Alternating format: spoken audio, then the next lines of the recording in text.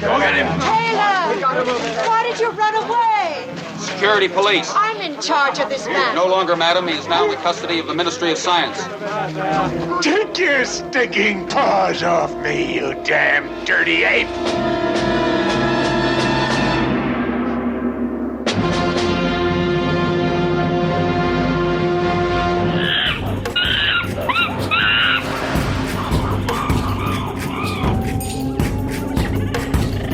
This is the emergency podcast system. This is not a test. Movies are bombing all over the country. They are posing as movies you already know. They may already be in your theaters, your neighbor's home, or even your own. Do not panic. Specialists have been dispatched. They will help you identify these pretenders and defend you against this invasion of the remake. Please stand by for further instructions.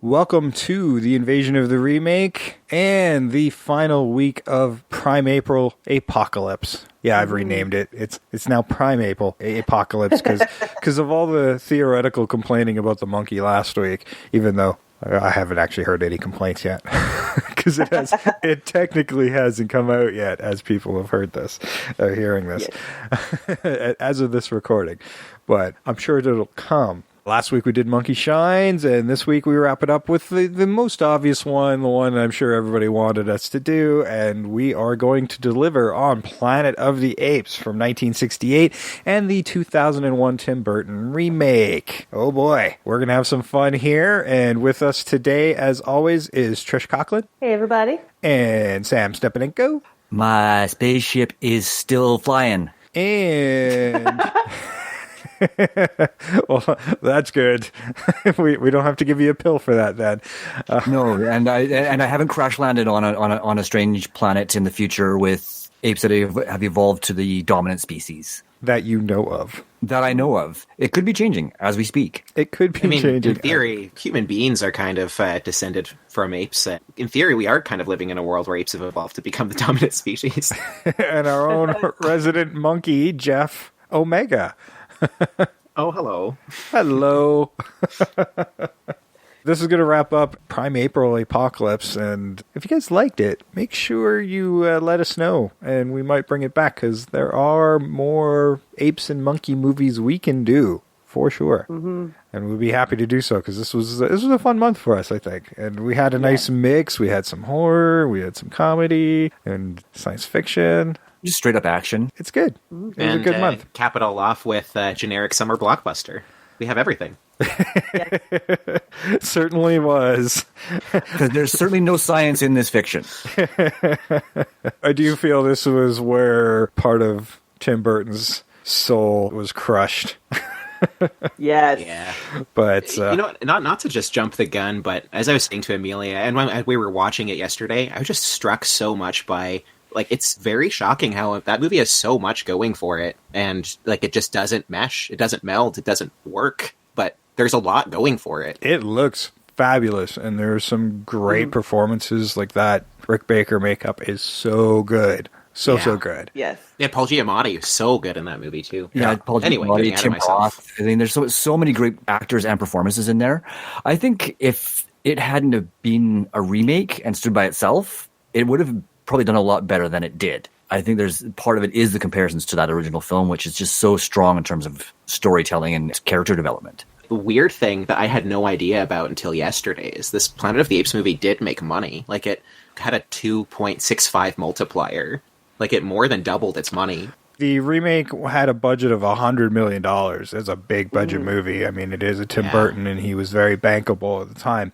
Had an opening weekend domestically of $68.5 million, which is nothing to sneeze at, and grossed $180 million and change domestically, which is not a great hit, but worldwide, $362 million. So that's pretty good, but when you consider a budget of $100 million and the massive marketing that went into that movie, yeah, I can see why there wasn't a sequel, because it wasn't super profitable. I mean, that's still nothing to sneeze at. They probably made some money, but probably not as much to justify the budget on that movie. I mean, you could make the same movie now and it'd probably do much better because the global audience has gotten much bigger. Yeah. And part of this people really love built-in brand recognition now. Mm-hmm. That's true. And part of it is Tim Burton said that they couldn't pay him enough to do a sequel No. after working on this film. The studio set the release date before he even started filming, Yes. and they would not wow. move it. And that's part of what I think why this movie feels a little disjointed, is because definitely. he was pigeonholed. It does feel very much like a typical studio movie and less like a Tim Burton project. Yeah, that's true. Yeah, I mean, aside from some of the visuals, like the look of the armor and stuff like that, it doesn't really feel very Tim Burton-ish. Like, the most Tim Burton aspect of the movie really is the extra effort that was put into the world building and design of like the costuming and everything. I could see it being made by the people who Tim Burton works with, but if I didn't know that Tim Burton directed it, I would have never guessed. The clear message that this is a Tim Burton movie is Helena Bonham Carter, right? Yeah. The movie where they met. Yeah, and Lisa Marie, who also worked with them often. Yeah, that's true. Yeah, this was the handoff between Lisa Marie and Helena Bonham Carter. Yeah. Yeah, Tag truly. you're it. Yep. You know, I was saying it is kind of funny that Tim Burton met and presumably fell in love with Helena Bonham Carter while they're making a movie where she looks like an ape the whole time. Yeah. You know, and even though it's not a great movie, she's fairly attractive as an ape. You know, she is, and it's sort of like they keep enough ape-like qualities, but you're still very enamored of like how they all look as apes. Yeah, there is a certain recognizable quality to everybody. Like, you can kind of see the actors underneath. It's Paul not... Giamatti especially. Yeah, his was very expressive. I really liked how his looked, but he still looked the most ape-like out of anybody.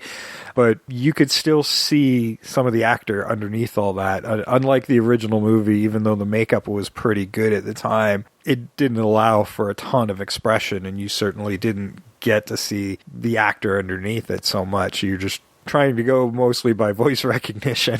Yes. More than anything else. I was reading that like Roddy McDowell was kind of giving pointers to all of the ape actors, basically telling everybody to over-exaggerate their facial tics and like basically be more pantomime-y, just so the masks wouldn't look like masks. You know, like extra blinking, extra over-moving your mouth whenever you're talking, just to give it more personality.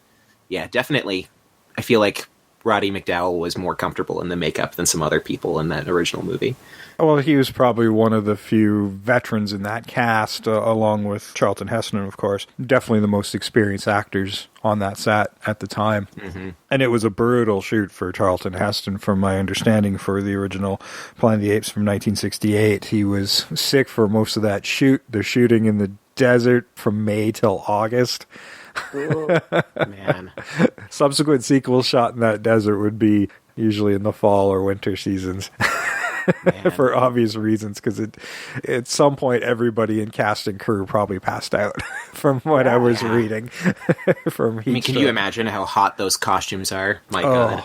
Charlton Heston at least would have been not too bad being in loincloth most of the time, but I mean, being sick and then being pelted by the water hose while he was in the cage, that must have been brutal. Yeah, there's a commitment there. I mean, as much as you may not agree with Heston's politics, you do have to respect his commitment as an actor. Yeah, no, he was always committed to his roles, and when you figure what he went through on that one, it's no wonder his role in the second one was so small, and then he was out. I'm out of here. I don't want to do this no more. Well, he was like in the remake. He's lying in a bed. I mean, come on, that's an easy role. Well, at that point, he was. This was just a few more years before he passed. So the remake. So I mean, the fact that he went full ape makeup to do his cameo, that's a testament even then at that age, right? Yeah, absolutely. I don't know if you guys. David. Oh God, what's his name? Who played Ari's dad? God, very famous actor. Damn it, I'll think of it. But yeah, he went in full makeup, and he was pretty elderly at that time too. Yeah. Oh yeah, you're talking about David Warner. You're talking about that's it, David Warner. Yeah. He was about as old as Heston and moving around in the makeup. No. He's about as old as Heston today as when Heston died. No, he would have been probably in his mid-60s. Still old. Yeah, no, he was old, but he wasn't Heston old. Yeah. Well, Heston looked old in the original, so. Yeah. I mean, Heston probably had 20 years on David Warner, I would think. Tim Roth actually didn't want to do the scene with Heston. Oh, really? Yeah, he didn't. Because he disagreed with his politics. He actually said, if I had known that I was going to have to do a scene with Heston, I would have turned down the role. Wow. Oh. But yeah, he's a professional, and he did it, and he said he kept the politics out of it because he was getting paid to do his job. That's what professionals wind up doing, but that could be another reason. Like, I don't know how that set was, but it's starting to sound like it wasn't the best set either. Well, talking about politics, what was really interesting is in the original, there's a bunch of it written by Rod Serling, and I know at the beginning where Heston's sitting there just musing by the control panel, being like, well, is man still killing other men and like starving his next door neighbor? And I'm sitting there going like, okay, so he delivered the lines like he cared and then went on in his personal life to do the exact opposite. So, I mean, he was being professional. And that's one thing I really do love about the original one is, sorry, just to bring up Rod Serling and my ears perk up, but yeah, like you can tell it's written by Rod Serling. It has a lot of his like angry social commentary in it. Yeah, there's a lot still in there. Like his script was rewritten, but he was the primary script writer on it. He spent like a good year just reworking and reworking that script over and over and over again. Like I can't even remember how many drafts he wrote. It was somewhere in like the 30 drafts of that thing before it finally went to a different screenwriter. And that was when the director, Franklin Schaffner, came on board, who pulled it back a little bit. The original book by Pierre Boulle had a more futuristic society. They peeled it back to more of that kind of primal setting, even though they had guns and stuff. Little bit of post-apocalyptic thing going on there, where there's some remnants of technology, but it's still a more basic society. Mainly did that because of budget constraints. I mean, the budget of the movie for 1968 was $5.8 million, and at least $500,000 was in the makeup effects. Well, unquestionably, and I would have expected it to be a little bit more. Oh, they like to, and you might even hear it in the ad we'll run shortly. They did overtell it to the media as about $1 million of the budget was makeup. And it did win a special Academy Award for its makeup effects when an award for makeup didn't even exist yet. The first award didn't actually happen until 1981, I want to say. Which, ironically, was Rick Baker for, I do believe, American Werewolf in London. Yeah, I do know the guy, Jack something, my goodness, who did the special effects in the original one. He was only the second ever makeup artist to win an Oscar. And, huge deal when they basically roll out and say, this isn't a category, but we're giving you an award anyway. Because it's that impressive, yeah. And, you watch that movie, and in my memory, I don't remember it being as expressive as it was. By today's techniques and stuff, it's a fucking rock on our face. But you can, when you watch the movie, I'm like, wow, you can actually see, like, the smile of Roddy McDowell or Kim Hunter.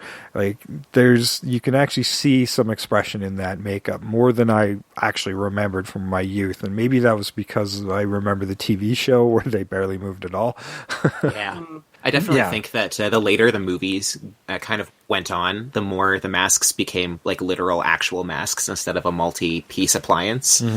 Yeah, and I think that was to reduce budget and reduce makeup time. Yeah. And from what I was reading, a lot of the cast would just stay in makeup when they were eating and stuff. So a lot of their meals were liquefied and that sort of thing, which being in the desert was probably a good thing. But, drinking through straws and using cigarette holders to smoke and that sort of thing, because applying it takes so long, right? A lot of the cast wound up doing similar things on the Tim Burton one as well, I would imagine, because that's some pretty intricate makeup. Yeah, and actually, you keep mentioning the desert, and that's something that I wanted just to bring up, because that's one thing I really, really enjoy about the remake more, is the fact that their city is integrated into the jungle, which would be more ape-like, versus them out in the middle of a desert, which is, I mean, apes aren't in the desert. They are under canopy and in trees and stuff like that. So that felt more organic to me. And that's one thing I really loved about Burton's version is the way he did that. And I mean, as you said, it was about budget, but it's one of the few things in that remake that worked better for me. Mind you, I know it is kind of partly about budget, but I believe actually part of the whole idea of having it desert is I liked it because it kind of pushed into the whole ending where the world has been destroyed. So there is going to be a lot of desert. Yeah, they do play into it a bit later as well, where like the Forbidden Zone is New York City. Like, it's a desert because it was wiped out from Fallout. But you can still have, like, they worked around the nuclear fallout thing in the Tim Burton one. Like, that wasn't an aspect at all. Oh, no, because it was a different planet. Mm-hmm. Which is truer to the book. Absolutely. Yeah, it was like a planet located near Betelgeuse in the Belt of Orion, wasn't it? Something like that. I don't know. I've never actually read the book. I just know that Burton's version is actually closer to what was originally written in the novel, both in terms of setting and the ending. Both of them do have that kind of Rod Serling, like, let's give a twist, although you do kind of expect it from the Burton one, and it's a little more eye-rolling with the Burton one. You know what, honestly, I think that the ending, like, for everything that could be said about the 2001 movie, the ending is, like, so crazy, but it's also so interesting. I was saying yesterday while we were watching it that it's like that whole movie is just a setup for a more interesting, better sequel. Part of what bothers me about that ending, the ending of the Burton's already undermined because an original exists. So you're already expecting a twist. So that doesn't help. But when you see General Thade statue instead of the Lincoln Memorial, you realize everything you just watched doesn't fucking matter. He accomplished nothing. I mean, in fact, like, he did make things actively worse. Yeah. Although you do wonder how Thade was memorialized. It was, well, as soon as he got released from his cage, I guess he just went back to doing what he was doing and slaughtered all the humans. Yeah, and like, it begs the question, like, how far back did, like, presumably he's on Earth and he went back in time or something. Is this 1800s Thade on Earth during the Civil War? Or you know, is this like, it's pretty wild. Like, to replace Abraham Lincoln, just all the questions that arises are interesting, but maybe not. Yeah, I think it's frustrating that the most interesting part of the movie is like a tacked on ending. Well, I was in terms of a story, anyway. But I was reading something about this, and this is sort of the quote-unquote semi-explanation for it, where in the quote-unquote electromagnet/time storm, Pericles goes through first, arrives last. Leo goes in second, arrives second. And the Oberon goes in last, arrives first. So if Leo goes back first, and then, like, Thade somehow gets out and comes back, he'll arrive, like, before him somehow. Like, that was the weird explanation that was given, and that how the timeline of how everybody arrived to Planet of the Apes is going to mirror when they all arrive at Earth, which is, like, the last person will arrive first, and it just gets really weird from there. It's still pretty weak, and it doesn't explain how Thade got there. Would at least try to explain it, I would have been on board, but they didn't. How did they get there, too? I mean, because the ship was obviously not functioning, especially after what he did to it. And then Leo's ship was, I mean, I suppose salvageable. It was under the water there, but how does he arrange for that if all the apes are now against him? I know, and, like, Pericles' ship was the only one intact. Yes. So there's a big hole in the story there that's never explained. I assume the sequel was supposed to explain it. Quite likely, yes. And the other big hole in it, and I mean, maybe I missed something while I was watching it, but there's a lot of humans. So that were obviously evolved from the original crew of the ship, but the apes killed them all. So where did the humans come from? That was my question, too. You know, and it just, not from a storytelling standpoint, but another thing that does bug me a lot, probably the most out of the remake, is so you have all of these apes living in this society who are treating humans like second-class citizens or like slaves and like they're not human or whatever, right? And in the original one, you kind of can buy it because none of the humans can speak. Like, they all act like animals. But I feel like it's a lot harder. It's a lot harder of a pill to swallow when you're like, nobody thinks that these creatures have souls and are intelligent, but they can talk, they can communicate. They have every sign of being, like, similar to the apes, but just make the humans talk in the second one is what I'm trying to say. Really undermined the message that was there. Can I bring up the human slave trade of black people? Oh, yeah, but Yes. but even so, They Yeah. can talk, they could reason, they had souls, but they weren't thought of as such. no, Ian, you're absolutely right. But I think that while that's true, I feel like, and if you're trying to give a message in a movie, you shouldn't give a message with also an expectation of a historical explanation when it is just easier to use the shorthand of the humans don't talk, especially considering the humans don't have anything interesting to do or say in the remake. Yeah. Like, if at the very least they did anything or could use their speech for something that impacted anything. Well, let's take a break. We will check out the original trailer for the 1968 Planet of the Apes, and we'll get into some discussion about how much the Tim Burton one might be a modern SJW version of Planet of the Apes. But we'll have some arguments about that, and we will be right back after this awesome trailer for Planet of the Apes. Can't help thinking that somewhere in the universe there has to be something better than man. Has to be. The words are Charlton Heston's. Get out a last signal to Earth that we've landed!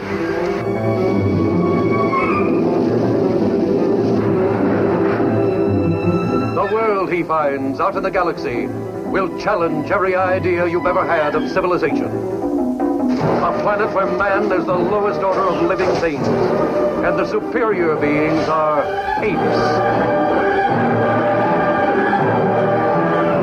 They build the cities, make the laws, the gods, and control the guns that hunt a race of lowly, terrified humans who run wild in the jungles, are caged in the prisons, and stuffed in the museums.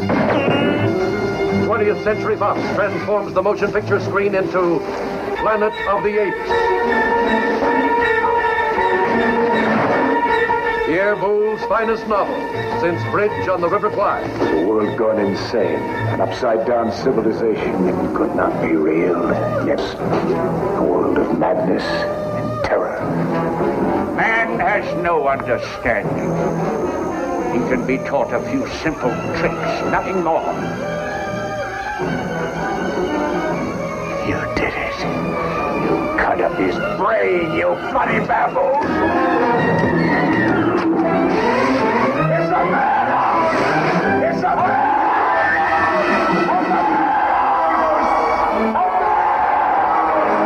But it did not end here. It ended in an episode so unpredictable, so shocking, that it made the horror which preceded it seem calm and gentle as a summer's night. A great many people worked long and hard to answer the question of what a civilization would be like where the evolutionary process had been reversed and apes were the superior species.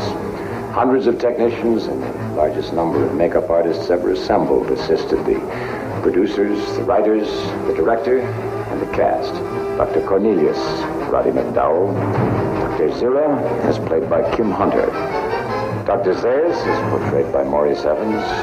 And Nova by Linda Harrison. Now the tribunal has placed you in my custody for final disquisition. You realize what that means? No. Emasculation to begin with. Then experimental surgery on the speech centers, on the brain.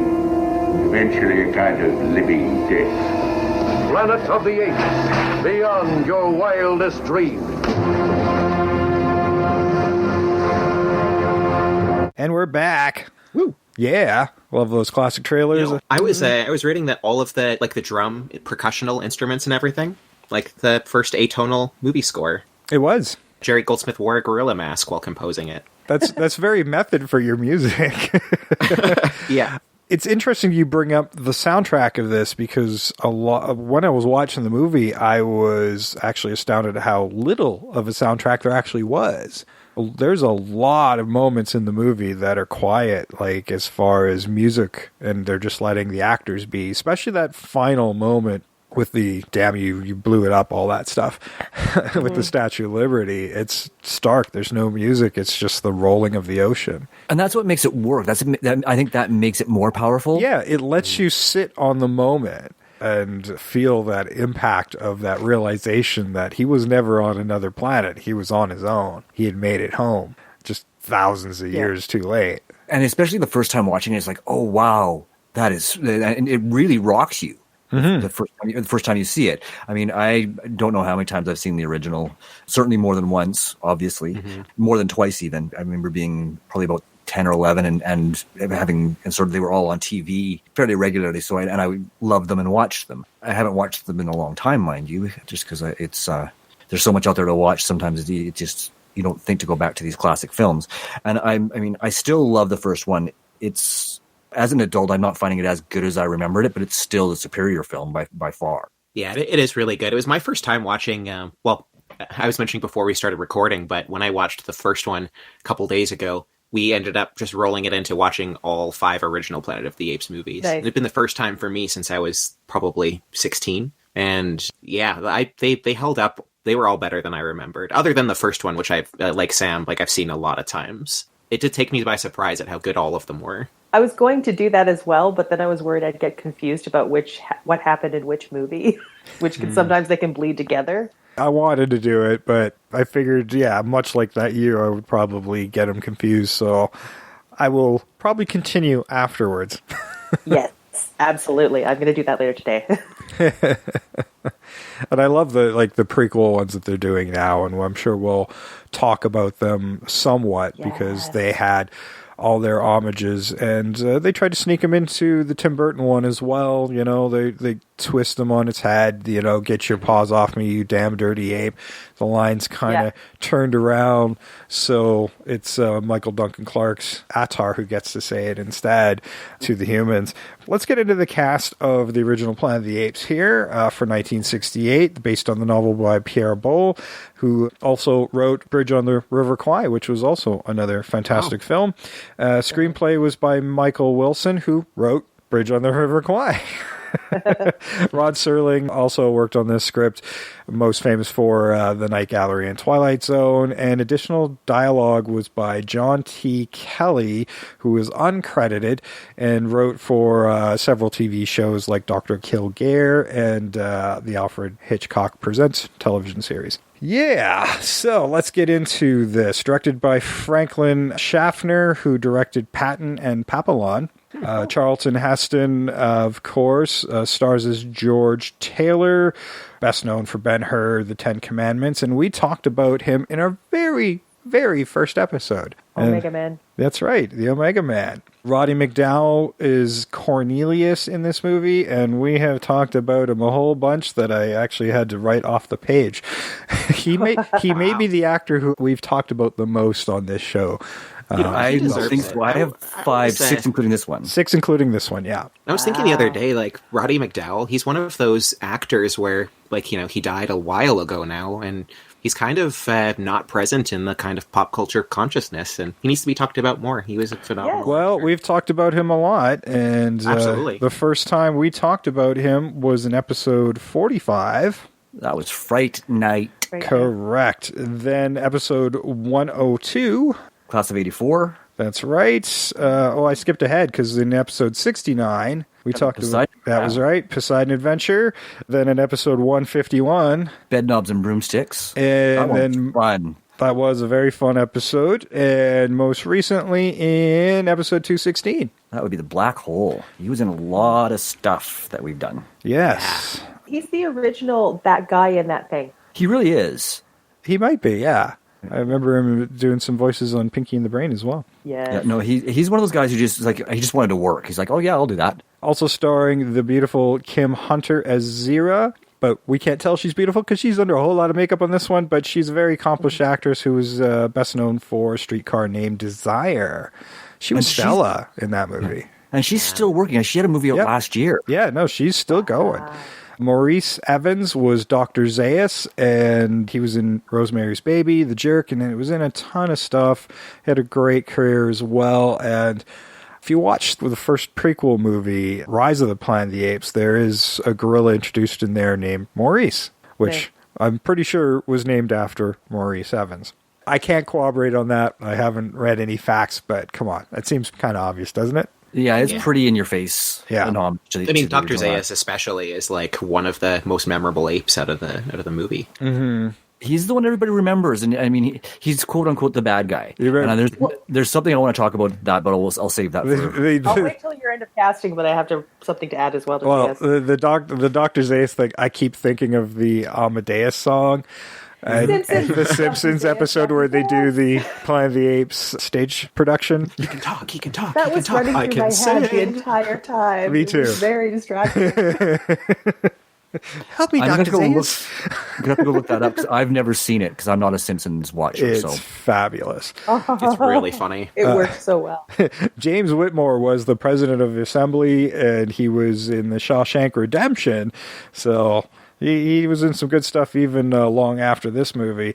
James Daly was Honorius, and he was in The Big Bounce. Linda Harrison was Nova. She had a nice long career as well, and you always wondered of like, hey, can she act? Because she never had any dialogue in this movie. She just looked hot. And but she would go on to things like Cocoon and stuff in her senior years, so she was fabulous. Robert Gunner was Landon, and he was in Our Man Flint. And Lou Wagner was Lucius. He was in Airport. Woodrow Parfait was Maximus. He might be best known for being in Dirty Harry, but we talked about him in episode 12. One of the ones that brings up a lot of actors, used cars. It's like every couple of weeks, used cars comes back up. It does. Used cars is so underrated. And it has such a huge cast. I think that's part of it, right?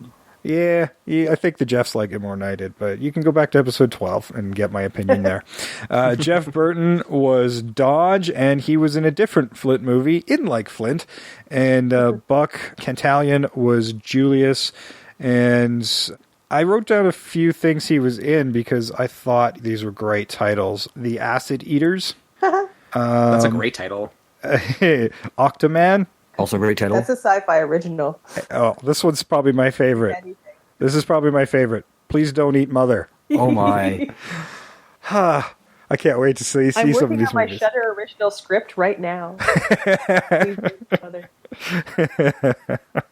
Those are some great titles. So that's all I wrote down for the cast, but it had a pretty cool cast. Lots of great actors under some makeup. It's funny how like the speaking roles with the humans, and most of the humans were killed off right away as far as the ones that could speak other than Charlton Heston and get him out of the way. But yeah, I had a problem. Like, I really like this movie, but every time I watch it, I keep forgetting how much of an asshole Taylor was. Oh, he is. He's a complete asshole. He is totally Charlton Heston. Yeah, and it's kind of weird. Like he's picking on Landon when they land, as if they've never been on a crew together. And you would figure astronauts would be training together, so he's just learning about Landon now and just making assumptions about him. Even though he seems to know the female astronaut a lot closer with Stewart, even though she's dead right away. I think we get one scene of her laying there and then her desiccated corpse when they all wake up. This was the other problem I had. He basically says she was Eve. So, what, 3 guys? We're just going to go down on her to create a new society? Well, that was the dumb part. You can't do that. Like, no. They cover this in, like, there's a TV show called, no, but there's a thing, in You, Me, and the Apocalypse, there's a whole series, like, about the apocalypse coming. And what happens is at the end, this president thinks, oh, I got all these Eves, I'm going to bang all these women. And they end up killing him. It's like going, no, if you're going to repopulate, you just need women and a bunch of vials of sperm. You technically don't need any men. So this was a dumb idea in the beginning.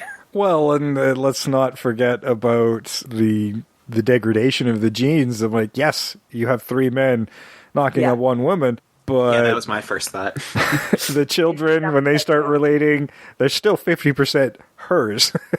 Yeah. So I'm like, okay, so your plan was to inbreed an entire society. You're going to wind up being all these mute people on this planet, and they're going to be above you on the evolutionary ladder.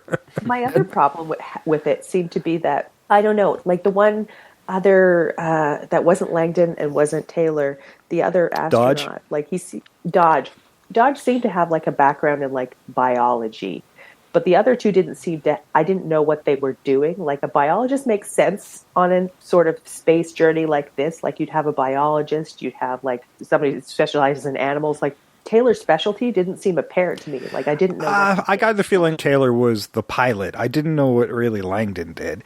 But Taylor, I figured his specialty was being a pilot. Yeah. I mean, he seemed like the captain of their crew. Yeah. He was the last to go into hyperspace. But you need more than, I'm sorry, but if you're doing that long of an excursion, you need more than just pilot. The pilot should be able to do more than that. Well, he was the alpha male. He was all about sort of being the hunter gatherer. Like, I mean, he even sort of established that as on their trek, that he's sort of the one who knows how to survive in a hostile environment, kind of thing. So I think that's sort of, they all sort of had roles to play. But going back to those lone female, I mean, there's a lot of ick there because yes, I mean, she's a lot of pick. She's basically a broodmare. I know, it's disgusting. I mean, even then it should have been disgusting, but it kind of just sort of gets glossed over probably because it's not really relevant to the story. It all is just a plot device just to get Taylor onto the planet of the apes. Probably not much thought was put into that whole aspect of the movie. I know. It would have been better if they had, but that's just me. I would suspect that Serling's original script probably either didn't have that in it or it made more sense. It definitely feels like a lost in translation, multiple drafts kind of carry over. Yeah, I think so. You guys notice, like, they took their time introducing the apes. It was like a good half hour into the film before you actually see them before the hunt starts, which is the opening of the remake. You're straight into the hunt. Mm-hmm. Mm-hmm. Although the hunt felt more intense in the original one than in the remake, strangely. Like, it felt a lot more like... It felt like people hurting animals in the original, and that it worked so well. It didn't, because they corralled them, right? They used the nets, and they came in from all sides to make sure that nobody escaped, right? And that's what made it so intense, was the fact that you knew there was no escape. You didn't get that from the remake, because it felt a lot more sort of haphazard and random. So it didn't give you that same sense of tension, knowing that there's no way that anybody's going to escape.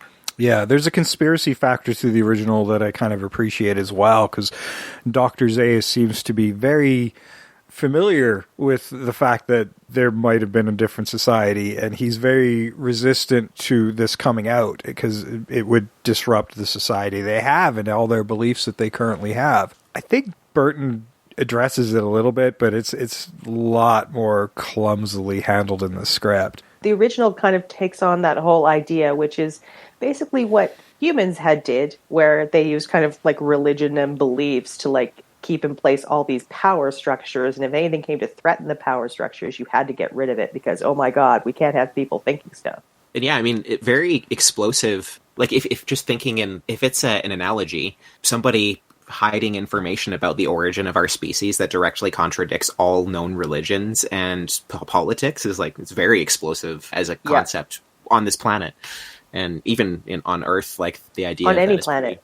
On any planet, yeah. It's a really interesting angle. Yeah, no. And I love the reveal with the talking doll. That's like one of my favorite. People talk about the Statue of Liberty, but when they're like, they find the doll and then the doll talks, and like, that's just such a great moment of the movie. Well, yeah, it's because Zaius is always demanding proof. When they were fairly trigger-happy with Landon and just lobotomized him, you had Heston's character was constantly trying to escape and whatnot and kind of dodging these inevitable either death or lobotomy or whatever. But it was one of those things where, all right, you can't deny this. Why would they make a doll that talks?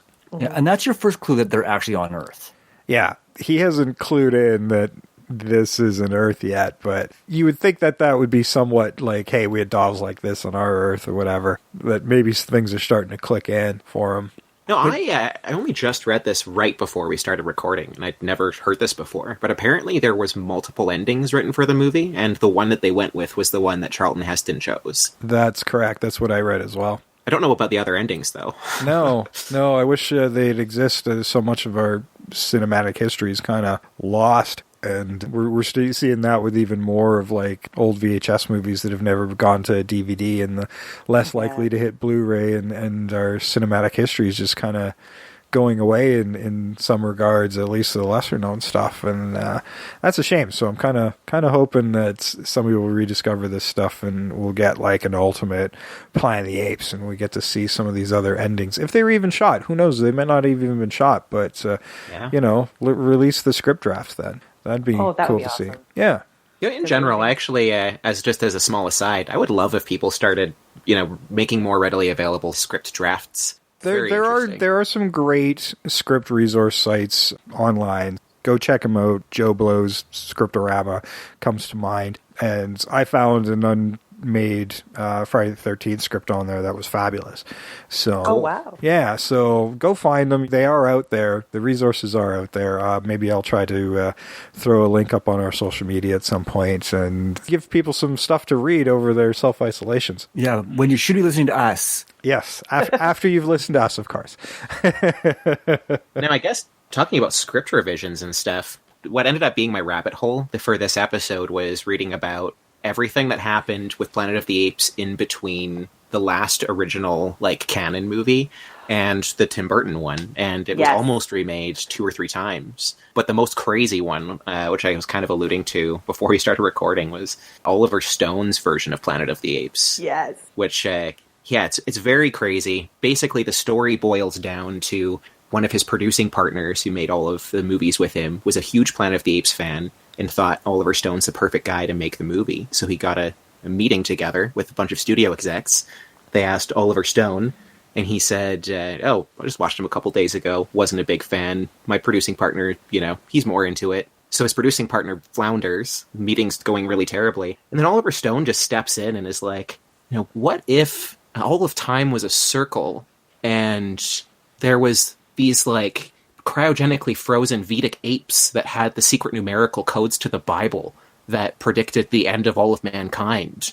And they were like, great. And they paid him $1.5 million, and the script itself is it would have starred Arnold Schwarzenegger. He was really into the script.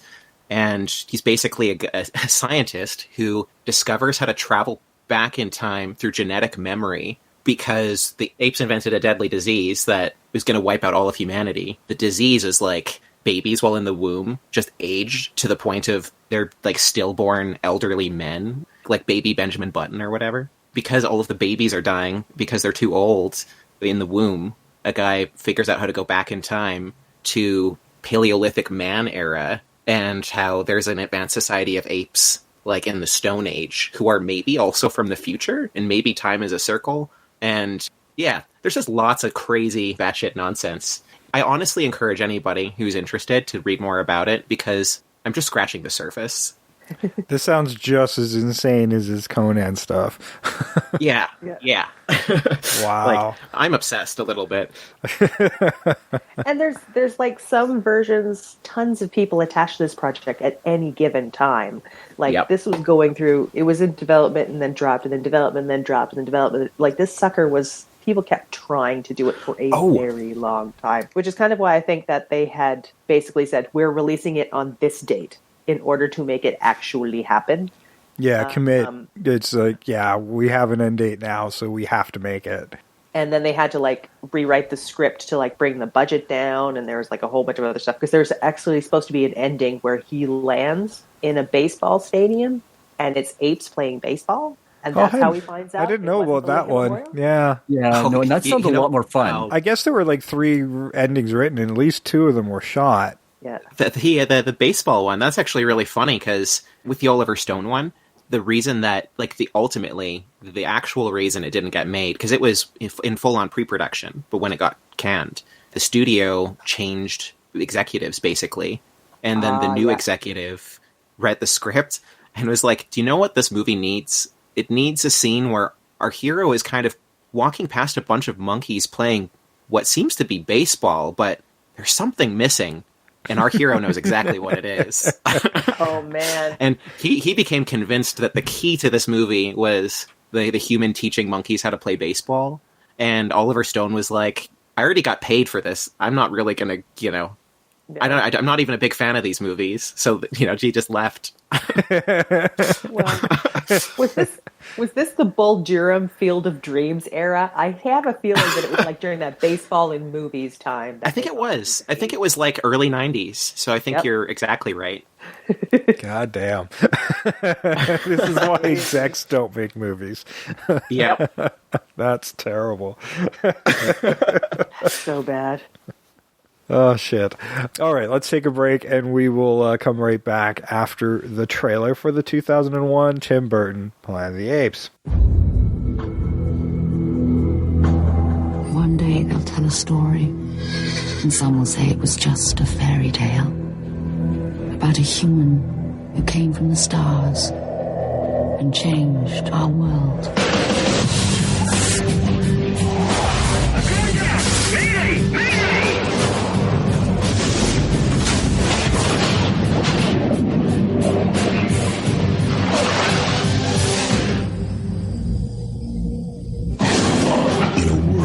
Freedom is history. Where am I? What is this place? Get them out and get them clean! Brutality is law. Rise when your master enters. The powerful rule by fear. Next you'll be telling us these beasts have a soul. Is there a soul in there? It's disgusting the way we treat humans. How the hell did they get like this? What other way would they be? If they see you on the street, they kill you on sight. You stay here, you're already dead. What tribe are you from? United States Air Force. I'm going back. Bye. Some humans have escaped. Is there another way out of the city? I can show you the way. They travel with apes. Declare martial law. We underestimate this human. Who the hell are they? The story is spreading through the villages. They all want to see this human who defies the apes. Full division! Full battle ready! It's over. There's no help coming. You came. Sound the call to march! Get me the spaceman.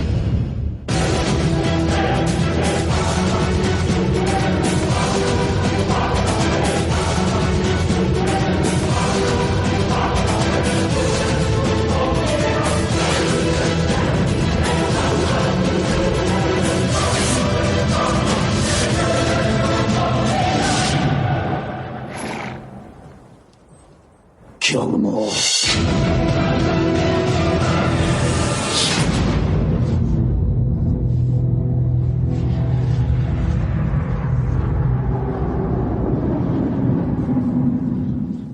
This version of Planet of the Apes in 2001 was written by Lawrence Connor, who actually we talked about just a couple weeks ago. Sam, episode 234. Oh, would that be Mighty Joe Young? It might be. It might be, yes. As part of our apocalypse. Mark Rosenthal also had a hand in this script. Maybe it's showing somewhat because he wrote Superman 4, The Quest for Peace. And he also was the contributor of Mighty Joe Young. Yes, he was. Directed by Tim Burton, of course, who we've only talked about once before, but that was in episode 64. That would be his remake of Charlie and the Chocolate Factory. Correct. Mark Wahlberg stars in this movie as Captain Leo Davidson, and I was actually surprised that they didn't stick with the original names in this movie, but maybe that's for the best. That's easily separated to different tribes and different events. You know, I was reading somebody saying something about Mark Wahlberg, saying he really is like one of the best actors who can play a blue-collar American, so why do people keep casting him as a scientist? Yes, please.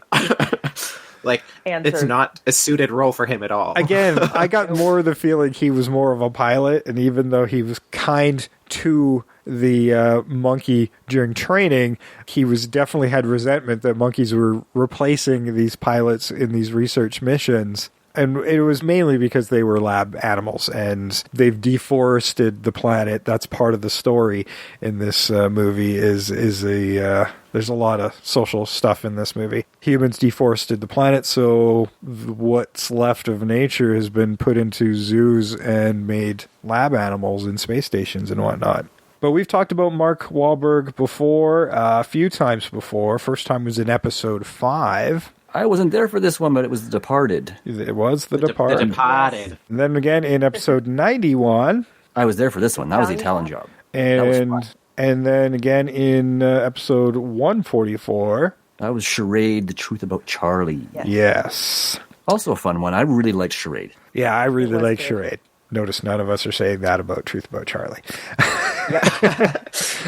Helena Bonham Carter was Ari. She was also in episode 64 of Charlie and the Chocolate Factory, and of course most famous for her current roles in the Harry Potter films, but she's pretty much in Tim Burton everything. Tim Roth, most famous for like roles like Pulp Fiction, and some of the younger guys will remember him from The Incredible Hulk.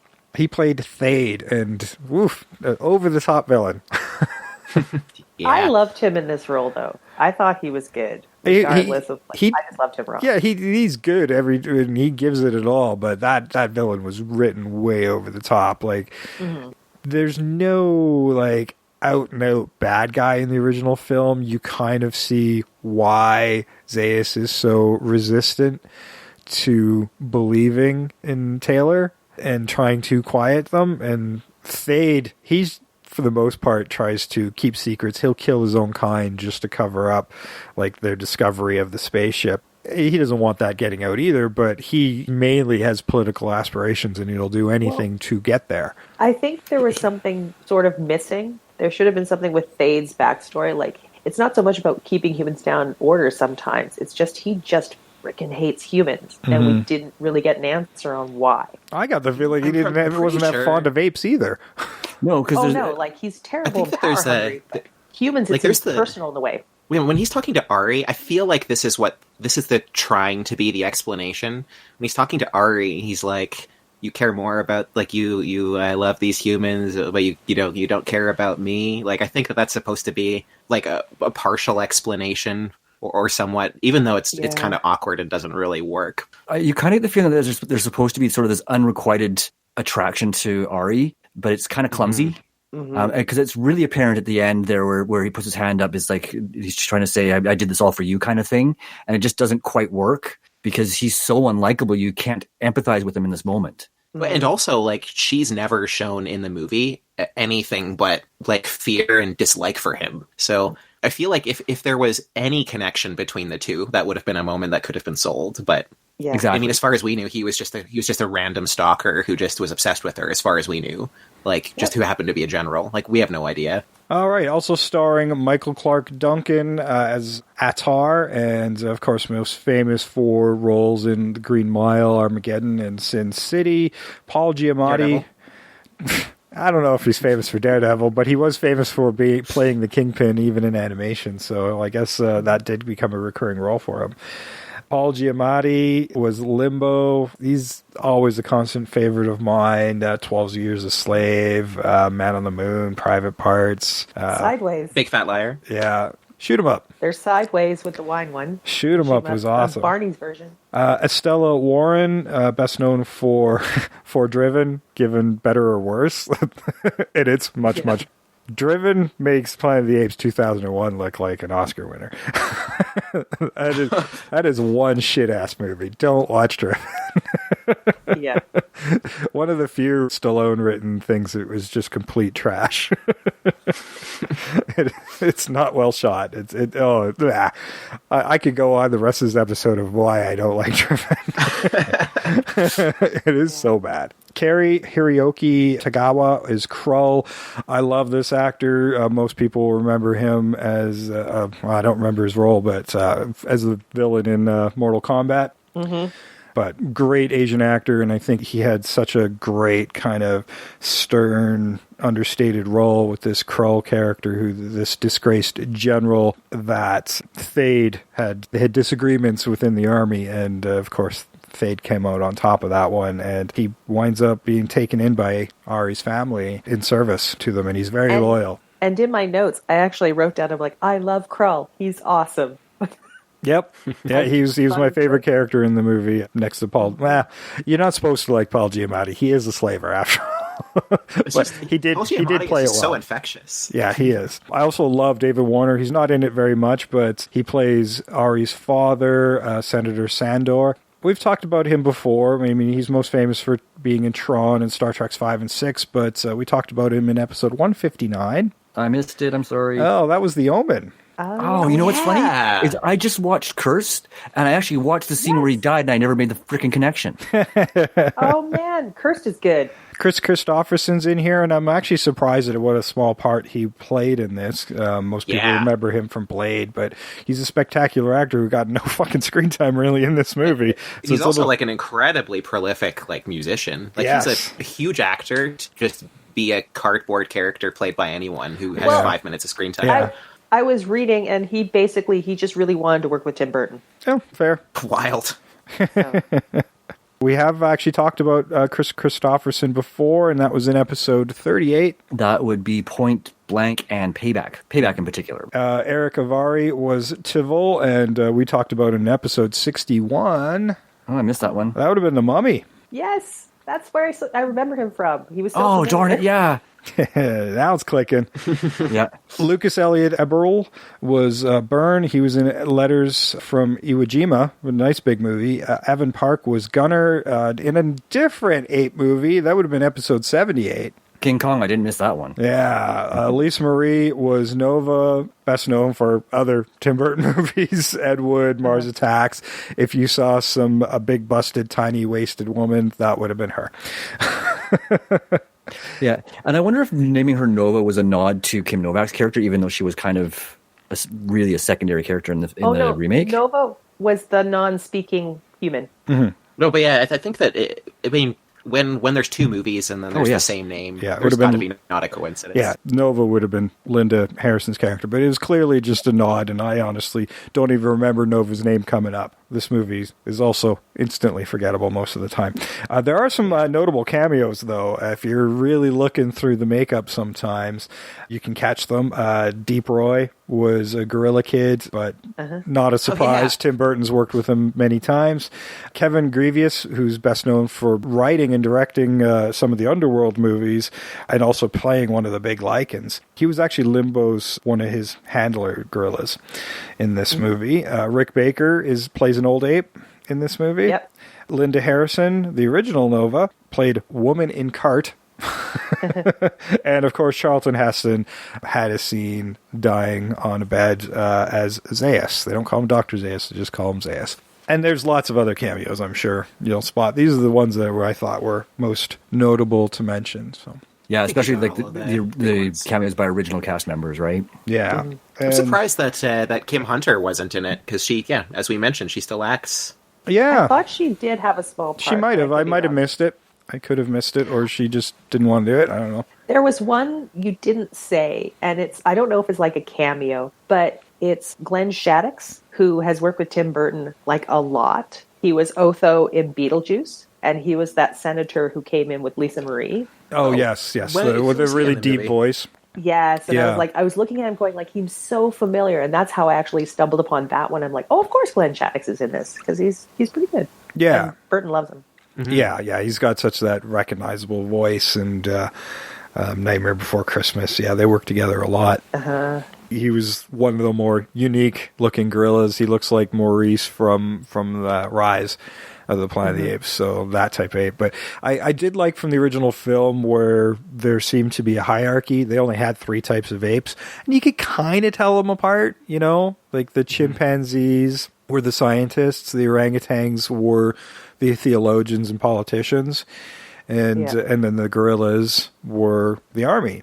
And for the most part, that still holds true here. There's a little bit more variety, but Thade being a general who is a chimpanzee, not a gorilla, so that in and of itself was a bit unusual. But I guess with his political aspirations, he was kind of coming through, trying to unite these two factions, I'm guessing. Yeah, again, maybe something that was missing from the story as to why a chimpanzee was a general in the army. They just kind of followed the theme except for that sort of one anomaly. Yeah. Mm-hmm. Right? And then, of course, Limbo was also a slave trader versus being a theologian or an administrator. Mm-hmm. Right? And, oh man, that makeup was amazing. I mean, he looked like an orangutan. He did. He looked really good. I don't know what it is about orangutans, but for whatever reason, in movies, when people try to make when they fake an orangutan with special effects, I don't know why the orangutans are more successful than other monkeys, to me anyway.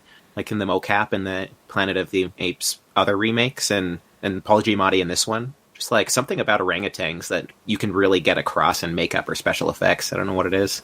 They're like us. Yeah, it could honestly just be so I'm that. all team orangutan.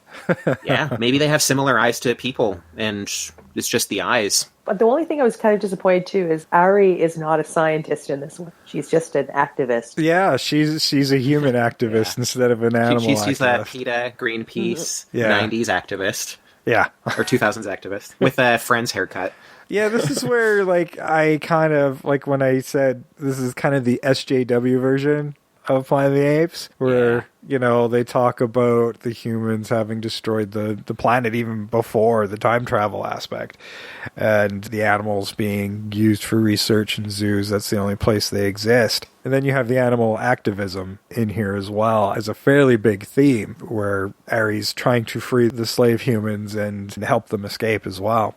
Yeah, it kind of feels like they took the themes from the original and went, okay, just so you don't miss them, we're going to make sure that we hit you over the head with them. It does, yeah. It feels really heavy-handed. Knowing that Mark Rosenthal had a hand in this and Mighty Joe Young, I feel like all of the ways in which he updated Mighty Joe Young, or at least what I would imagine his contributions, kind of also come into effect with this movie, except not as successfully. Because he does kind of do the same thing where, as we talked about in the other podcast, but like he kind of creates a villain who's kind of really over the top and like you can't really make an argument for them at all. It's just and other stuff like how can we update this for 2001, you know? Yeah, well, it becomes more typical formula of having a clear villain, right? Instead of being the science fiction story, the more thinking piece, really, the original actually is, as you piece it together. I mean, Taylor is not a shining example of a good human, and neither is Mark Wahlberg for the most part. I mean, he's running around calling these apes monkeys, which gets him in Dutch a couple of times, especially with Krull, who teaches him a little respect. Doesn't he even say, like, later, even after everybody's been chastising him, he's like, come on, let's go teach these monkeys some evolution. Yeah, yeah, exactly. Like, let's do a badass line like he's not learned a damn thing. Yeah. Well, and that's one of the biggest things that they miss an opportunity on in this remake, too, is this is all his fault. Every single thing is his fault. Yeah. When he goes chasing off after Pericles, he sets everything in motion, and he never acknowledges this at all when he realizes, no, this is my fault. I did this. No, he does. He does acknowledge it. He doesn't feel too bad too long about it. No. He sees the tapes and realizes it's his fault. Until he goes back to Earth and realizes that he's also fucked up somewhere else as well. Like, he's a big fuck up. It's funny when he says the monkey can land better than he can. It's true. He crashes every time. Mark Wahlberg is that character in DuckTales, Launchpad. Just, I'll crash everything. Like, this is why the monkeys got to go out first. Oh my goodness. What? No. Well, there's a whole thing when you talk about the original. It is more of a thinking movie because there's a whole point where there's like a hearing. Like, it's not. There's some action moments, but it's more about the story. And then I think this one, they're like, oh, we just need to make Planet of the Apes is like a blow 'em up action flick, and that's where it kind of all. That was to me the beginning point of where it all goes wrong. Well, Planet of the Apes.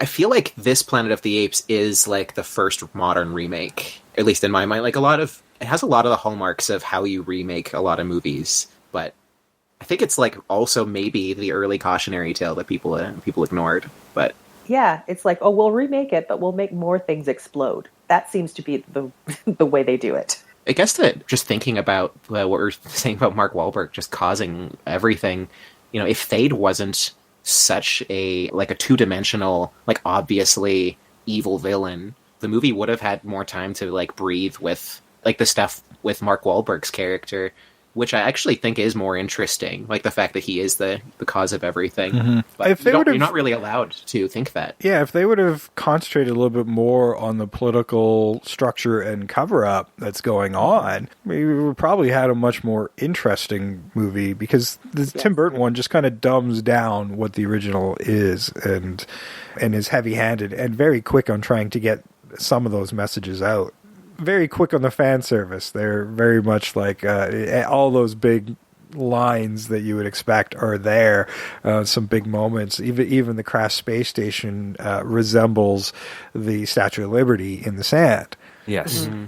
Well, and one of the big complaints I did read a few sort of reviews of the remake, and the big complaint is that the characters never really develop or grow. I mean, it's really apparent in Wahlberg's character where, he realizes it is his fault, but he doesn't sort of acknowledge the repercussions of it or deal with the repercussions of it or how it makes him feel. He's like, yeah, okay, I've got other things to deal with, and never really goes back to it. But can I deal with like the biggest problem of the fact that it's all his fucking fault? At the end, Ari's like, well, there'll be tales of a man who dropped from the sky and he changed everything. I'm like, no, he caused everything, and if you didn't get him out of that little jail, he wouldn't have done fuck all.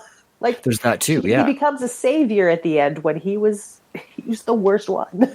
I mean, he did change everything for the ape society, because he did prove their religious grounds and the things that they believed were false. So yeah, but her contribution to it is ignored. Yeah, I mean in that regard, she was. Ari. Yeah, in that regard, she was right. But it is more of a case like he's a character in this movie who he could be any character. Like his decisions that he makes are not necessarily driven by anything other than that's just what he needs to do to move the story forward. Yeah. It feels like basic survival, and even then, he's not nearly as stripped down as Taylor was. I mean, Taylor lost all his resources at the beginning when he finally gets there. Once the clothes are stolen and the equipment are stolen, he's left with nothing to survive.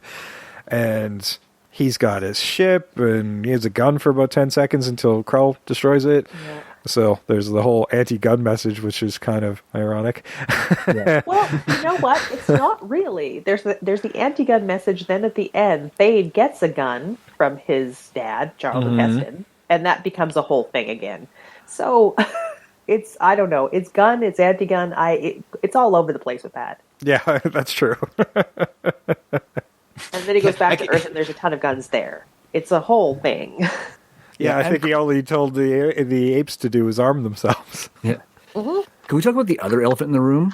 There were elephants in the room? Figurative elephant in the room. Oh, there's no cows on this planet. That was my other problem. There's that too. But when they arrive at the ship there, and after he sort of discovers that it's his ship and stuff, he comes out, and all of a sudden all these humans start showing up. Out of nowhere. How did they even hear? Yeah. I know the rumor mill works fast, but it ain't work that fast if there's no technology. And also, they needed to be broken out of jail. Who broke out all those other people? Yeah. Well, I would have thought some of these would have been other villages and whatnot, other settlements of humans. They do say that. They do say that they've heard about you, and they think that you're the ones that's going to save the humans. But how did they hear about him? Yeah, exactly. The humans that escaped with them, and the ones that weren't with them pretty much got killed early on. So who sent the message? Yeah, they know there's other villages, but we don't know how they got the idea that. Yeah, they just show up out of nowhere. Just like the humans on that planet.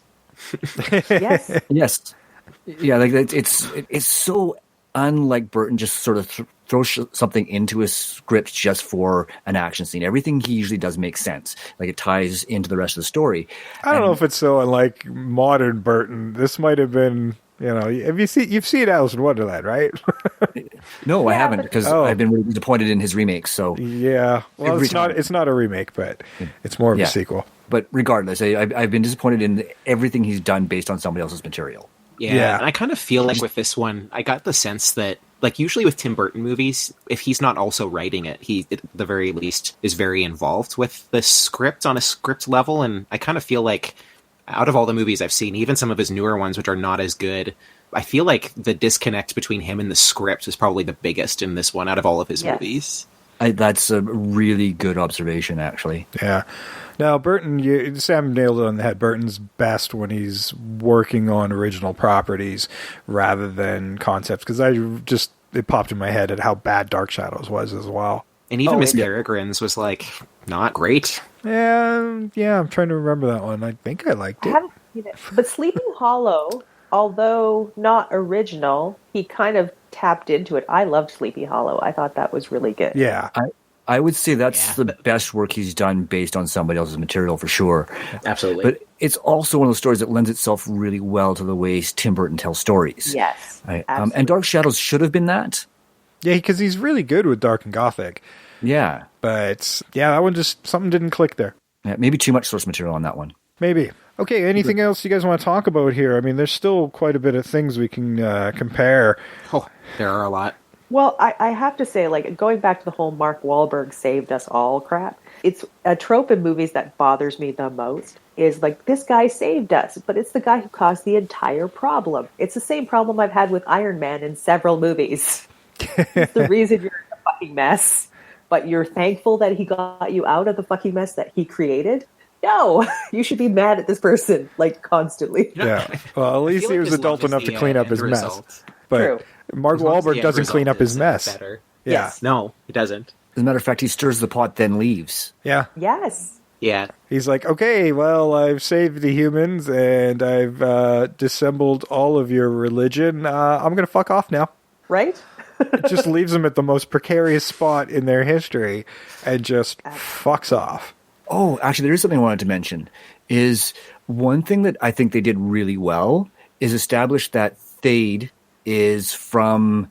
Oh, I can't remember the name of sort of the leader of the apes when they first land, who sort of organized. Yeah, that was actually good because they had aligned his genetic line to the ape from the crash of the space station that started rebelling against the humans. First, they were helping each other survive, and the apes were a lot smarter than they gave them credit for. And then this one ape, who, I can't remember his name either. I'm sure I wrote it down somewhere in my notes here. Simone is what they called him. Something like that. You know, when they first said it, I thought they said Caesar, and I was like, man, big missed opportunity there. But anyway. But so this ape that leads the revolt with the other apes, which spawns this society, and Thade and his father Zeus are a direct descendants of this ape, and his very loyal soldier Attar, who winds up killing Krull, realizes, because he's very religious, Attar, and once he realizes everything he believes in deeply is a lie, and this traitor was part of this line that he loyally followed, he was just gutted. He's like, no, we do belong in coexistence with the humans. Yeah. It does make you wonder what happened after Wahlberg left, because he was telling the rest of, he's like, no, this is what we know is wrong. We should be. This has all been, the rival of this guy for the upheaval our society has been prophesized. Yeah. You would have thought that Leo Davidson, Mark Wahlberg's character, would have become the god among them at that point after arriving, fucking everything up, and then leaving again. Yeah. In technology, they don't even understand. Yeah, yes. And I almost feel like it would have been nice, like, instead of setting up a sequel after he leaves, like, any sort of epilogue at all with, like, anything that happens with the people after he leaves would have been a much needed closure to the story. Well, they were aiming for a sequel. That's the whole thing. Like, this is a ham-fisted, we're going to make another one. Speaking of sequels, this was a statistic I read, which I thought was crazy. Because I was kind of mentioning earlier, if this movie was made today, like, it would get a sequel. But with it's crazier that it didn't get a sequel, because out of the 14 movies that were pretty big that came out in 2001, I think 12 of them got sequels. And Planet of the Apes was one of the ones that didn't.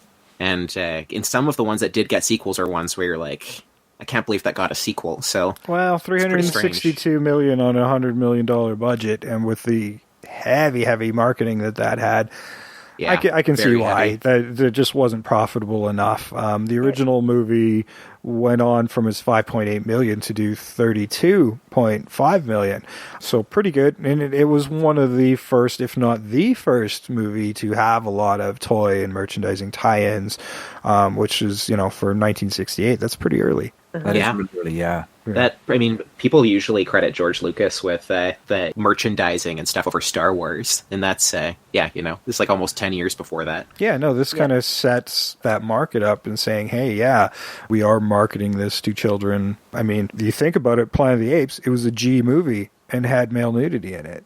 And talked about gelding him. Yeah. Yes. There's some disturbing stuff. Like there's during the hunt, discovers his during the hunt or after the hunt, and you've got some of these hunters taking pictures over a pile of human bodies.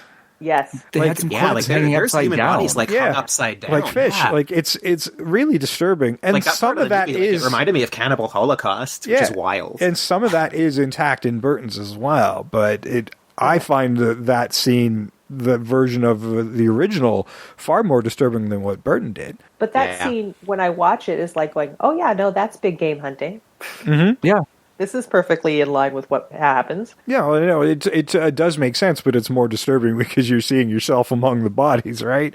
It's like, wow, this is really heavy stuff to be throwing at kids as a G audience, you know what? and it's still a hit. For the original movie, I think that partly why the original movie works so much better than the Tim Burton remake is there's so much in the original movie that is kind of like nonverbal communication of what's going on. Mm-hmm. Like when you see all of those bodies like hanging and they're just like moving the dead bodies into a pile and all this other stuff, like that is all shorthand for like, these are not people, they're animals. Like, that's how they're viewed. There's a lot of subtlety in the original one, and there's not any subtlety in the remake. It is like, here's your slaver gorilla. It is really in your face as far as what it's going for, and they almost have to spell it out for you and make it clear as day, and it does make you feel like, man, this is being spoon-fed to me, and I feel stupider just watching this. Well, and there's two things I wanted to mention. One is you brought up Attar, and I love Michael Clarke Duncan, rest in peace, but he had the worst dialogue in the movie too. His lines all felt really awkward. Well, I mean, God rest his soul, but Michael Clarke Duncan was never best at delivering dialogue to begin with. Fair enough. He had one really great role where it all kind of came together in The Green Mile, but that was by far, I think, his best performance in my mind. And I never thought he was that good in anything after that. No, that's fair. I think, and having him hidden behind that makeup kind of really allowed to show the stilted way he delivers lines, because you couldn't see his facial expressions, because that's where he was good, was in his facial expression. You couldn't hide, like, a part of what made his role, like, he's supposed to be Thade's heavy, and he never comes off to me really threatening, because Michael Clarke Duncan, even under all that makeup, has really kind eyes. Did you notice that? Like, I thought, like, here's this really kind-looking ape. Yeah, there is some of that. You're right. So I didn't really buy him as a bad guy. Except at the supper that they're having with the senators, where he kind of goes a little bit like, you guys settle down. No, where he says you have to pray and stuff like that. Yeah, that was by far his strongest scene for me. I'd agree with that, yeah. You know, that actually, it might even be one of the stronger scenes of just actors interacting with each other in the movie. Like, that whole dinner sequence was not too bad at all. I mean, honestly, most of the ape actors are really good in the remake. And, just the humans, nothing there. Well, they've shoehorned a whole bunch of human actors in there that did nothing. Like the servant characters who were sort of along for the ride, but they served no purpose to the story. Right? I feel like a lot of the casting was like, here's some recognizable faces you'll know. Because, like, Chris Christopherson, that dude from The Mummy, Eric Avari, like, they're just pointless background characters, but you recognize them from other things you like, so you kind of like them. But they just feel like space fills, and it's like, well, you could have got a different actor for that small part, and probably shaved off a good hunk of your budget in doing so. And that was the other point I was going to make, was just the fact that there were these extraneous human characters in there, and it felt like, well, somebody had said you need more humans in there for our audience to connect to, but that's not what the movie's about, right? And that's not what the original was about, and that's where it really fails. The audience is making it about the humans instead of it being about the story. Well, the problem is, ultimately the problem is you don't connect to the humans, and you don't connect to the apes either. I mean, the one bad guy you feel is really bad, but even the good guy apes are kind of pathetic. You know, we were talking even earlier about how the most likable ape in the movie is a slave trader. Yeah. So it tells you a lot is wrong with this one, and he's really the only one that learns a lesson. And his lesson was, I'm like, now I have double the amount of people to trade with. Yeah. That was his lesson. More corporate change. Bigger market. Yeah. I liked Krull and Ari, though. They were good. Yeah, I really liked Krull. I did not like Ari. Like, I thought initially I kind of did, but then through the travels to get to the space station, she's so whiny and just useless through most of that. Definitely doesn't have the depth that Zira had in the original. Like, Zira, she was intelligent and she had motivation for everything she was doing, whereas Ari kind of feels throwaway. Like, she's just there to move the story forward, just like so much of this movie. This is why I wanted her to be a scientist, because in the original, it's like Azira and Cornelius, they're talking about like a theory that apes were descended from humans. Like, there's this whole bit, and that's like the point of bringing down the current system, is that their theory is kind of correct in a way for that particular. In the original movie too, like, you know, you're exactly right. There's also this like small, like almost kind of secondary story going on, which is. There's these ape scientists which are challenging the ape religion. Yes. You know, like that is also very interesting. Like, we as the audience know their ape religion is wrong, and we know that the scientists they're not exactly right, but having that inter-ape conflict in terms of their society, rather than just people, they believe in, you know, God or they don't, like in the remake, It's not as interesting. Didn't one of the scientist apes in the remake during that dinner scene mention to Wahlberg that he might be a missing link, and then he gets all upset that I'm no missing link or whatever? Yeah. I think that was a throwaway nod to that. Like so much of the movie, there are a lot of throwaway nods. Yeah, it's like, okay, well, we recognize this is a good idea. Let's throw it in the script, never to revisit it. It's almost like they had a checklist of things that they had to be sure that they addressed, but once they were addressed, they'd filled their obligation and, didn't explore it further. Exactly. Actually, a lot of the movie does feel very checklisty, actually. Yeah, when you say it out loud like that, it absolutely does feel like a lot of boxes are being checked, but there's no real logical cohesion to it. It just, we want to make an action movie. We've checked the boxes for the fan service, and there's no real depth or function to it. And ultimately, the whole movie is counterproductive, as we've discussed. IMDb gives us the original movie a really high rating of 8.0 out of 10. Wow. Really high rating. IMDb gives the remake a 5.7 out of 10. Which is probably fairly forgiving. Rotten Tomatoes gives critic score was 88%. What do you think the audience score is? For the remake or the original? Or the original? 93. Okay, 93. Yeah, probably pretty high. 68. Okay.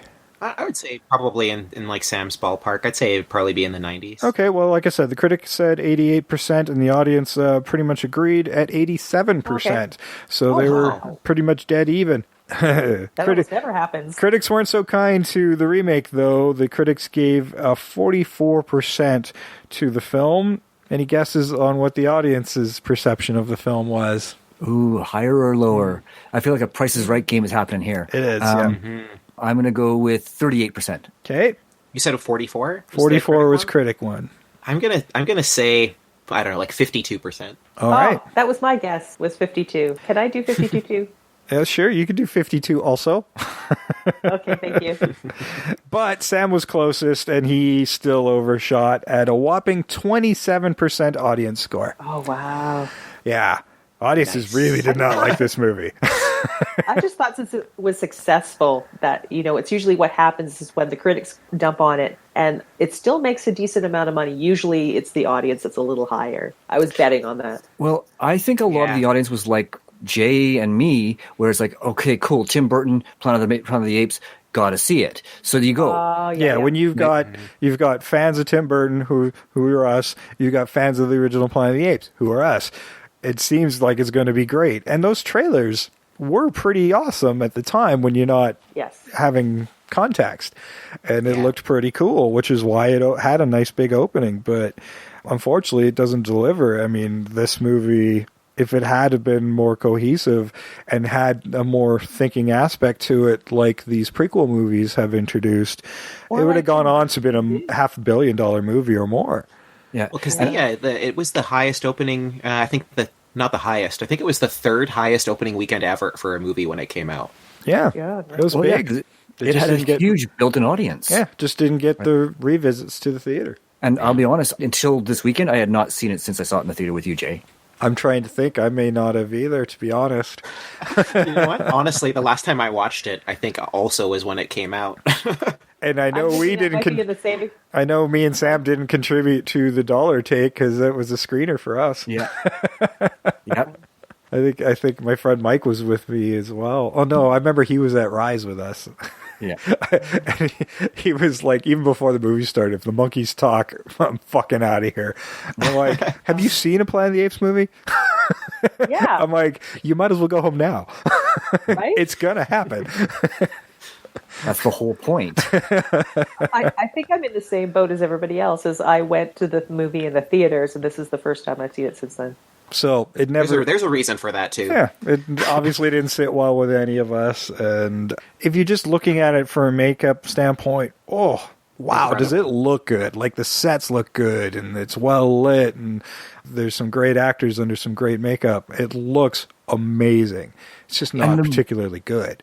And that's something I wanted to mention too, is the body movement. It was so good, right? They kept certain aspects of each ape and made sure they sort of integrated that into the characters, even though they were evolved. They still had some of these primitive movements, and I loved that part of it. Yeah, no, I loved some of those qualities that were in the performances, and this is before mocap. This is all in-camera makeup.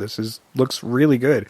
If you could have just remade that original movie as is with that makeup, fuck, I would have been so happy. With those makeup and those sets, I would have been probably really happy. I would have been maybe a little upset that they didn't try something new, but at the same time, it would have looked really good. And at least it's a story we like. I had one thing about the original that bothered me a bit. There's a few things that did. But when there's a whole bit where Charlton Heston can't speak because he's gotten shot in the throat, there are several things I kept thinking. One, he should have died. Two, he can't speak for a large portion of the movie. And then there's that whole chase scene where he goes through the town. And, they get him around the neck several times. He gets more trauma to his neck, and then he can speak. That's a good point. Maybe it's you get kicked by a donkey and your eyes cross and you fall down a well and they uncross. Yes, that's what I thought it was. It was like that whole amnesia. He's got amnesia. We better hit him again. Considering what an asshole his character was, I was actually disappointed when he was allowed to talk again. Oh, true. That's also another aspect of the movie I actually really love is nobody can talk, and then he sustains a trauma at the beginning of the movie that makes him, even though he is intelligent and can speak, he's the same to all of the other apes, and that dynamic was also really, really effective. Only Zira's kind of recognizing that's where the Bright Eyes line comes from, which Rise uses later, is she sees something and sees that he's trying to communicate. And I loved when he's trying to write in the sand and Zaius kicks it over. The scruffle with some of the other humans messes most of it up, but the few letters that remain, Zaius covers it up. He's like, that was probably your first notice of Zaius knew this whole time what this was about and who this was, and he's trying to cover this up. Yeah, and I wanted to mention one of my favorite scenes in the original is the scene where he introduces them to flight. Yes. The paper airplane. I love that. I love that. It's one of my favorite scenes in the whole movie. Again, and Zaius picks it up and crushes it. Doesn't even throw it. Just he's like, I'm aware of this. And he's not going to say anything. He's like, no, this will disrupt our society if I say this. Good stuff. I love the bit where was it keeper of the faith, but yet a lead scientist, and he's sitting there defending. He's like, oh no, I find there's no conflict here. I mean, because he's the keeper of the faith, which means he can't allow anything through that might dissuade the whole belief system, but he's the lead scientist who's supposed to investigate stuff. So it's quite funny where he's saying, oh no, I see no conflict, but it was very indicative, I think, of the time. Yeah, and Taylor is the one that challenges of the separation of faith and politics and science. And that was interesting. And you think about early society, and that makes perfect amount of sense as well. Yeah, it was good. I'm very much hoping that these new films that have done the prequels with Caesar and stuff will start moving into the more evolved Planet of the Apes now that we've seen the downfall society. I certainly liked how the viral aspect of those prequels explains how humanity has dwindled out, and the survivors, their exposure to it renders them mute and affects their intelligence as well. So they've done a good job of setting up, and even if they never remake it, it meshes fairly well with those new movies. Yeah, you could watch them in order and it would still make sense. Yeah, because there's a lot of stuff that's left to conjecture in these original films. It's well, what happened to society? We figure that based on Taylor's reaction, he's assumed something cataclysmic has happened of nuclear nature or whatever. But we don't really know. And now that we have these prequel films with some of that explanation, it works really well. And even if they never do it, those prequels mesh pretty good with those 60s and 70s films. Absolutely. Yeah. Yeah. I'm going to say that the original movie is actually a really good allegory for what's happening right now. As always, with that, especially with the sort of separation of church and state and church and science, and just the cultural separation that we still see. Oh, And I wrote down too, when you talk about like all the orangutans are kind of the ones in politics and in charge and making all the policies. I'm like, yeah, there is a very homogeneous looking group of people who are just making all the decisions for everybody who isn't an orangutan. Yeah, dumb orange people. I don't know what that means. I thought you meant me because I was like, No. No, now I get it. Now that I've had a moment, but yeah, dumb orange people. Wow, did Planet of the Apes know the future? Holy shit. Did they have a Simpsons moment? Yeah. Holy shit, guys. What just happened? And I think we're going to leave PrimeApril with that.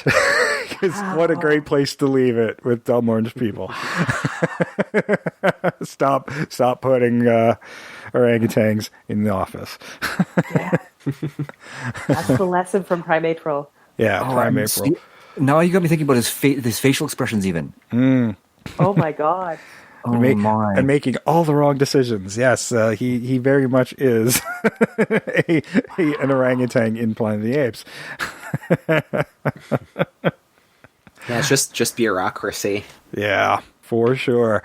All right, well, that was PrimeApril Ape-ocalypse. Thanks for Jeff for bringing this up. It was great fun for us. And if you want to see it return, let us know in the comments on our social media at Invasion Remake on Twitter, Invasion the Remake on Facebook and Instagram, and Invasion the Remake at gmail.com. You can also send us your suggestions, your corrections, your comments over to that email address. And we have fan channels coming up next week, so join us there. That did come through email, so we hear you. And if we like your idea, it might become a future episode. So get your voices heard and communicate with us on any of those places, and we'll talk right back to you. It's us. We don't have a little helper monkey doing our emails and replies on Twitter. It is us, apes, that are far less evolved.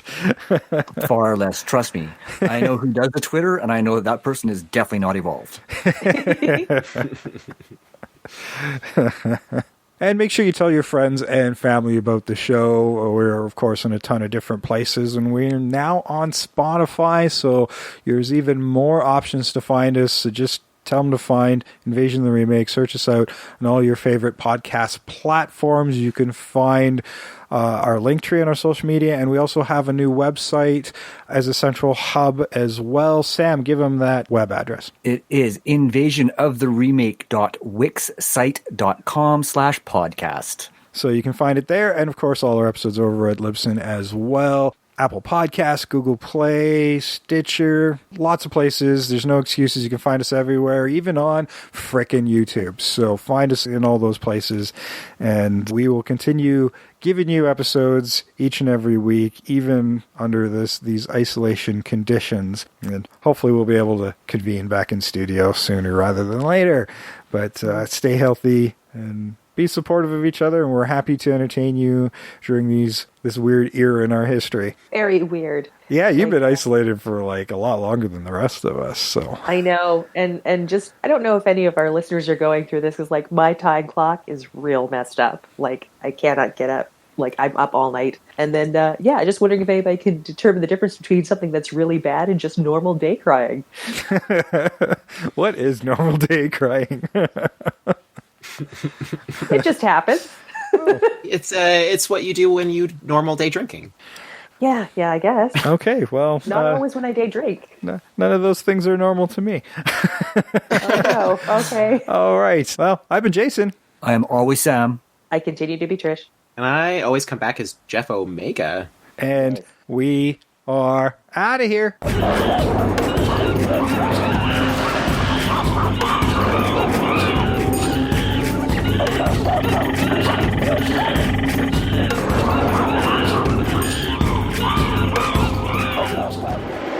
Oh my God.